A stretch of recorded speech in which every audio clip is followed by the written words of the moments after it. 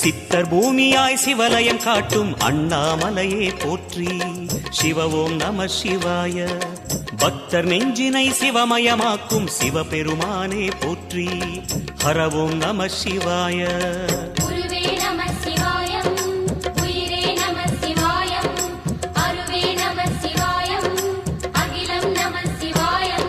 நம சிவாய நம சிவாய ஓம் நம சிவாய. நம சிவாய நம சிவாய ஓம் நம சிவாய.